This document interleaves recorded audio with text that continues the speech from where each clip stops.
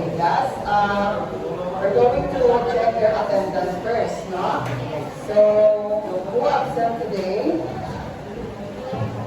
Yes? Who is the absent? Absent.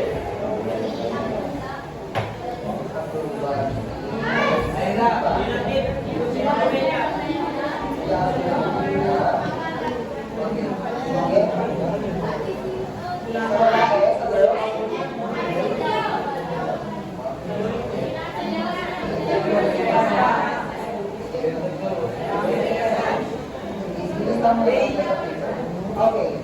Can anyone recall what was our topic last meeting? Yes. Wow, yes, tama. It's all about biodiversity. You can tell me what is biodiversity? Yes. Yung nakukuha sa isang area, no? Okay, yes. Okay. This is different living organisms, no? So, what are those three types of biodiversity? Other hand. Other hand. Okay, iba tayo na lang. Iba tayo sila. Species, genetic, and ecosystem. Now, we are going to discuss the new lesson, no? So, but before that, let's have an activity first, no? This activity is called rearrange food chain, no? The food chain is the flow of energy, no? So, what you have to do is to correct the sequence of food chain. Kasi ginagawa ko yan sila. Okay? Okay. Who wants to answer in the number one? Number one na, yes. Sige. Number one muna. Number one. Number one na. Okay. Yes. Okay. The first, the producer. Number. Okay. Number two. Okay. Number two, yes. Okay, sige. Number two na. Wait lang. Pagbilan natin yung iba, masyari na natawag yung iba. Okay? Grass. Upper. Up. Number four, si Bandal. Hindi natin nakasinan. Ano yung dito naman sa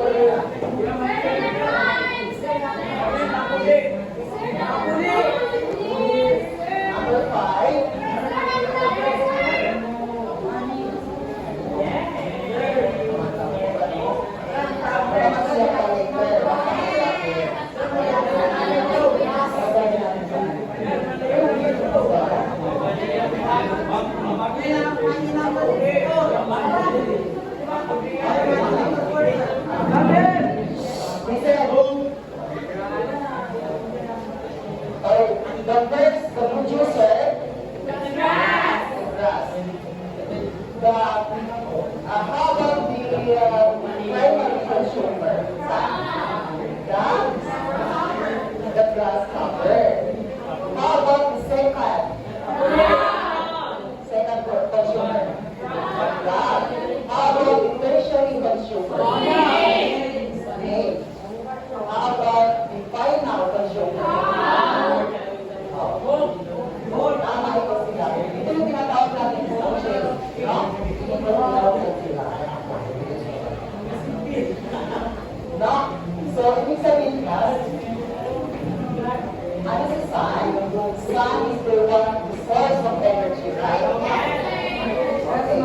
Si grass uses sunlight to make their own food through photosynthesis. No? So, si grasshopper, the primary consumer It has to get energy. Yes. Now, from that, nakainit na si grasshopper. Si snake, nakainit na si frog. Si hawk, nakainit na si snake. Yung pamamatay si hawk. Ano ang nangyari? Ano na next? Ano na next? Cancer. Itong cancer, yung mga bacteria, bacteria sila. Hindi yan. Tapos, if maging nutrients yun, yung namatay na animals, wala din yung siya. Then yung nutrients, the plants, the grass, absorb the nutrients from the animals' diet. Naintindihan? Paikot-ikot yan sila.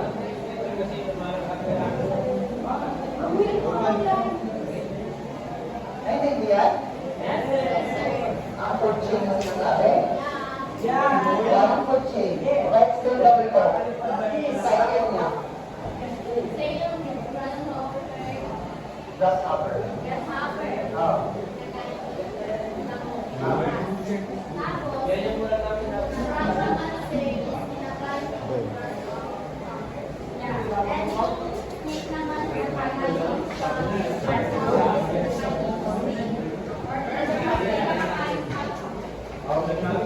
So there you go. So that is the food chain na sinasabi.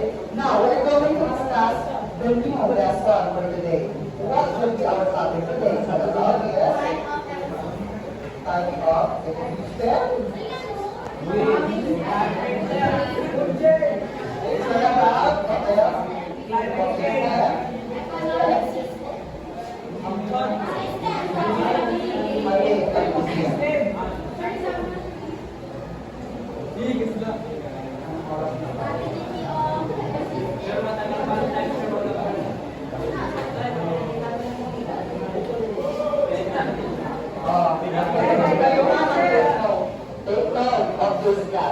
now, the rest of what we do is all about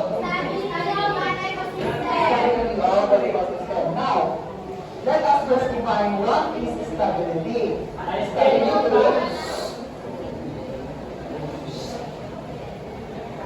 Stability is a state of balance in an ecosystem where it maintains the flow of nutrients.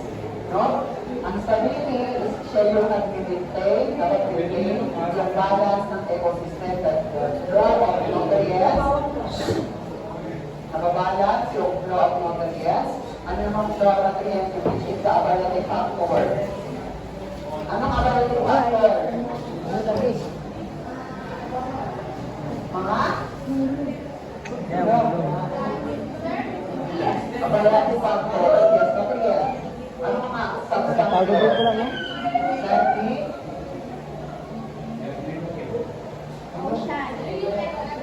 Yung mga living things na nakatira sa isang body. Oh. So that is the abiotic factor.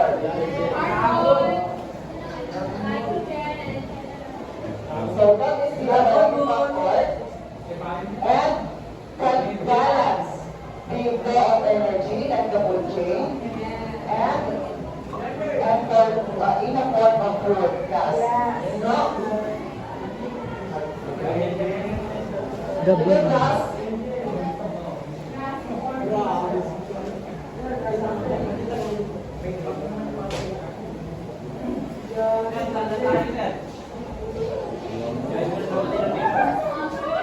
Grasshopper. Ay, saan ka na? Ano bang sunod? Frog.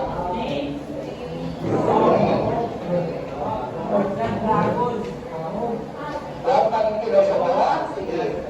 Isargo. May dapat ba ka?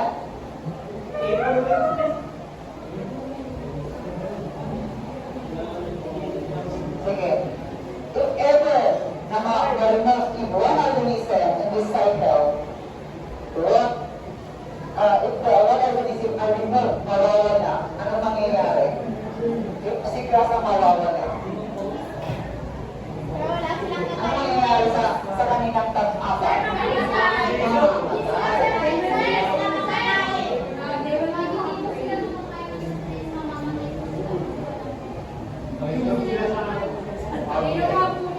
So, masisira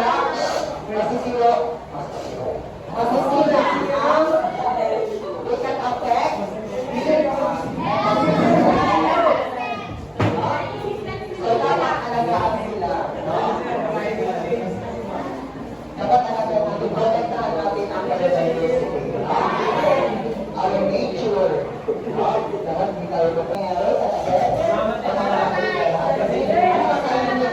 ano ba tayo ni grasshopper ko ang grass? So, namatay si grasshopper, ano tayo ni crab? So, lahat sila makakamatay.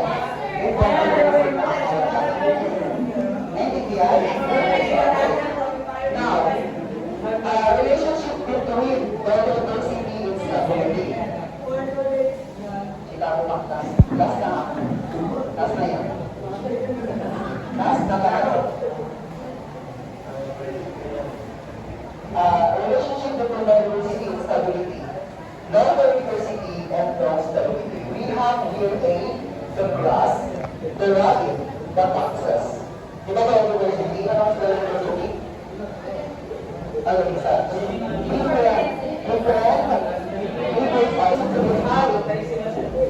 High biodiversity, iwan, hindi ko sinabi na magtayo kayo.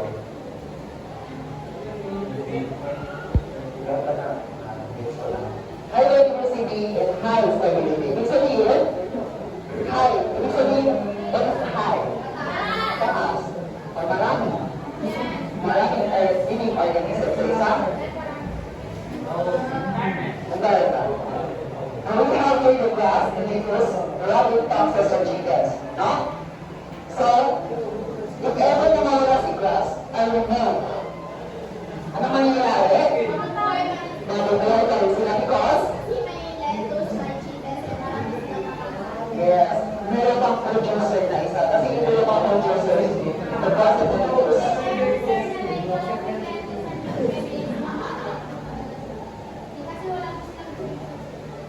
Right, mamamatay si news ka kasi.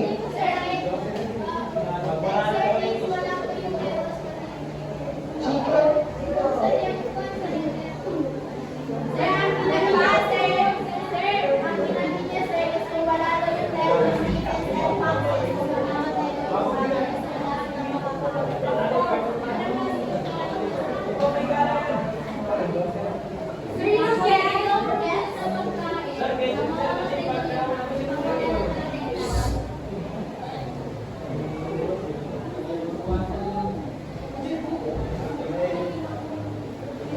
Mawala. See? Ano mangyayari? Hindi, meron namang grass.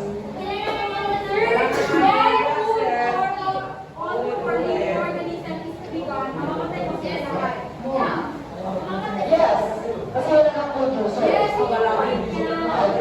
Mamamatay sila. Hello sila sa biodiversity. Yung sinasabi, ang point lang dito, yung maraming organism na nakawala sa ecosystem na if ever nakakana ng isang organism, isang mabubuhay pa rin sila. Kasi marami silang makakain, ng mga producers. Ayun yun yan. Anong pinagkaiba? Anong relationship between biodiversity and stability? Anong relationship nila? Anong relationship nila between biodiversity and stability? Sige, sige ako daw, sige. Anong relationship between biodiversity and stability? Diyan ka talaga magsalita. Now, ngayon hindi ka magsasalita. Yan ang problema sa inyo. Anong relationship nila ng biodiversity and stability? We have here the low biodiversity and high biodiversity. Tayo, di ba, biodiversity and stability is the maintain of balance. That's very good. Your own.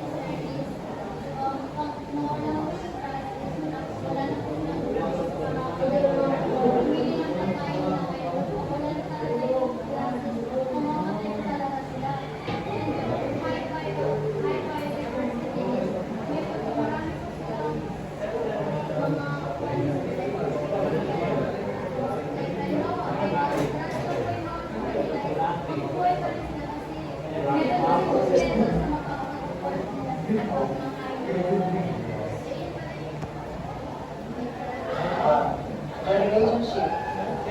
Ano ang relationship nilang dalawa? Yes. Kasi ikaw sige.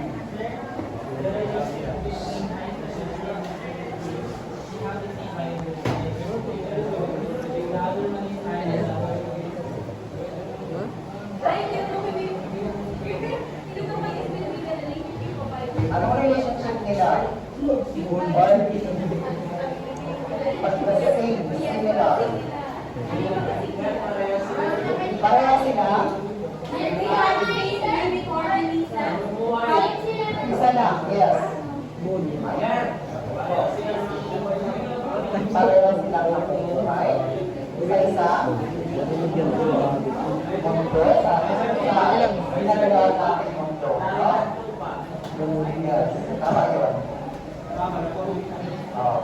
Okay, dapat dyan ka magsasalita. Naintindihan? Now, let us proceed to the types of ecosystem stability. First, let us classify what is resistance.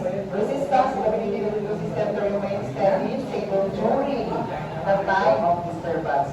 Disturbance is like a natural disaster, like the strong winds, tsunami, earthquake, at mga natural disaster. Landslide. Landscape. Where landslide? Where landslide? Landslide. Okay. So that is the natural disaster. Now, resistance daw is the ability of ecosystem to remain steady. Naka-steady lang sila sa isang lugar. Na although, andyan yung mga bagyo, andyan yung mga tsunami. So, the mangroves, sa Imatimakawi, sa dagat, ang mga maraming puno.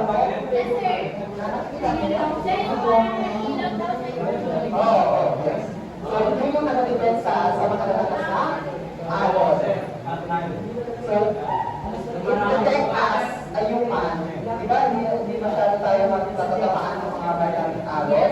Kasi yun okay. So, that is the resistance. To remain steady, nakastay lang sila, stable. Nakastay lang sila. The resilience, the ability of an ecosystem to recover. Dito, during. Dito, after. After the disturbance. After the what? Okay. So, yun. So, it allows the ecosystem to recover. Gagamuhin yung mga plants na nasira, yung mga plants na namatay, yung mga plants na nababa. Yung mga puno. Diba? Puno. It allows the ecosystem to recover. So, that is the resilience na sinasabi. Because, yes.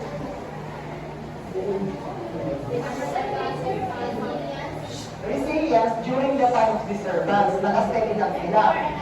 And resilience is after the disturbance. Ibig sabihin, if you can damage sa isang area, like for example, the trees, the plants, is maka-recover sila. Kaya yung ibig sabihin ng resilience na sila. Maka-recover sila after ng disaster. During mismo, nangyayari na kasalukuyan, ang kabalang Pilipino niyan, Tagalog. During and after, hindi nyo alam? Alam! Oh. During na ako ang pangalan pagkatapos. Yun. So, the higher the biodiversity, the higher the resistance and resilience of the ecosystem. So, the more more species, the more na may magkakaroon silang makain. So, yun yung relationship ng between the biodiversity. Now, paano natin mag-value ang mga species, the following species can be divided into various categories. First is direct economic value. Eyes on me. Eyes on you. Okay. Direct economic value. The species is considered to have direct economic value. Their products are source of food. Anong mga source of food natin? Anong mga species yan? Like rice, vegetables, fruits, species, fish, chicken. Yan yung direct economic value. The products are source of food. Na naka-benefit tayo, ha? Naka-benefit tayo. Oo. Naintindihan? Yes, sir. Kasi direct siya, direct use. This species provides good humans direct use. While indirect, ibig sabihin, indirect class, economic value, is yung indirect class, like nagbe-benefit tayo sa kanila without using them. Like the trees, the plants, yung mga ilang plants, yung mga trees ng puno. Okay, yung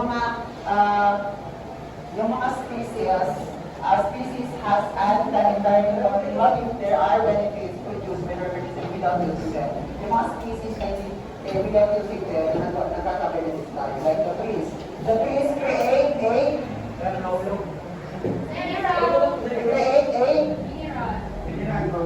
Minerals. oxygen that we breathe. Napapakinabangan namin sila. Without using them. Diba yung mga puno is gumagawa sila ng mga oxygen para malamang natin yung mga fresh air. Oxygen is air. Baka di nyo alam ang oxygen. Oxygen is air. So that is indirect economic value. Naintindihan? Okay. Aesthetic value. Come to aesthetic. Maganda. Magandang tingnan. Like for example, when you're outfit. No? Ibig sabihin na ang plant at kanila. A lot of species provide visual or artistic enjoyment. The life ng Menangar, di ba maganda? Yes, sir. So that is example of aesthetic value. Pero ano nararamdaman niyo sa what I mean, ano na pipiliin niyo? Pag ano na kayo sa bukod sa iyo? Enjoy? Enjoy mo? Relaxing?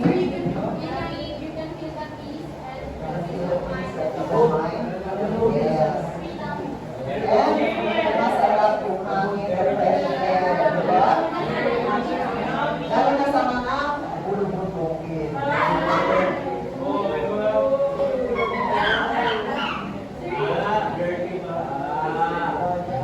Naintindihan mo? The species provide like forest. Like a forest. The Mount Apo. No? Di ba pag naganda niyan? Tingnan sa malayo. Oh. So, naintindihan? So, now let us proceed to the another activity. This activity later. This activity is called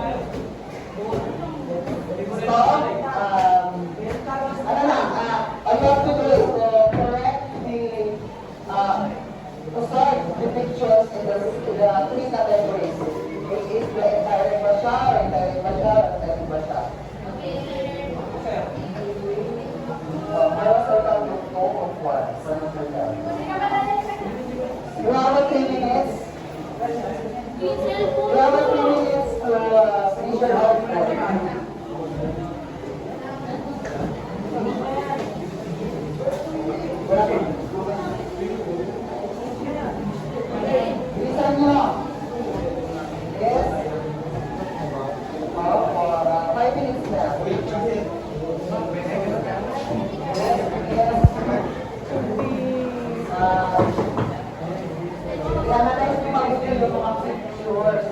from your observation or naiintindihan sa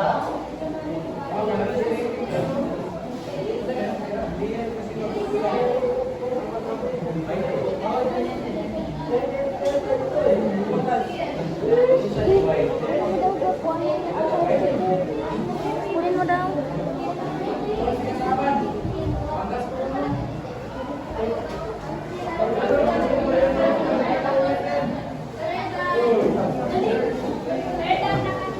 higit sa board, dyan sa baba ng board.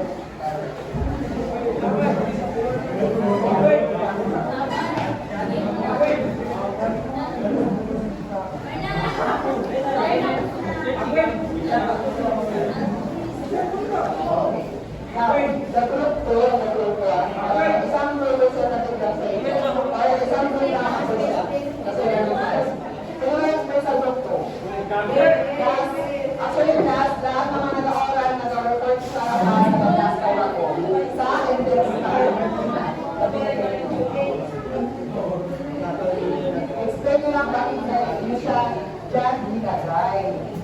Explain nyo lang.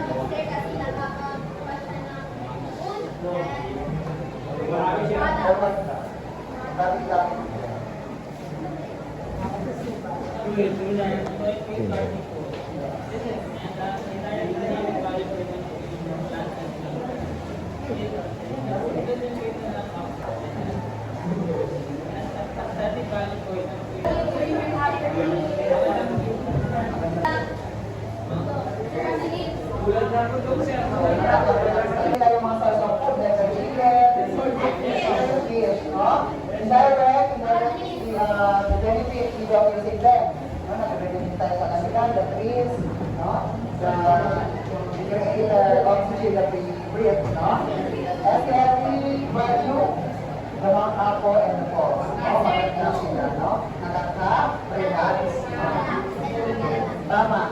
Your answer are correct. Give yourself a what a nice now. 1, 2, 3, go. 1,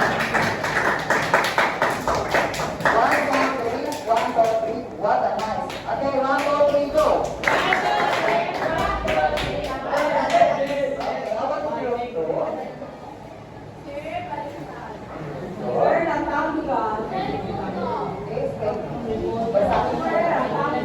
Basahin mo lang. Okay. Narinig ka? Nag-listen na lang. So, nagpapalitan lang. Ang direct is to follow the food. Yung mga fish. At indirect, ibig sabihin, naglalagin tayo sa kanila, bakit ang right na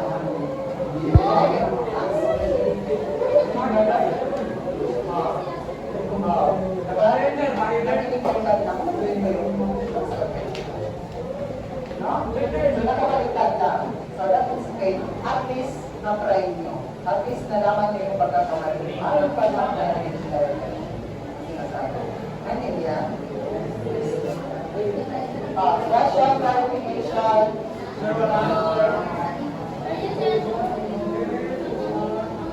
okay.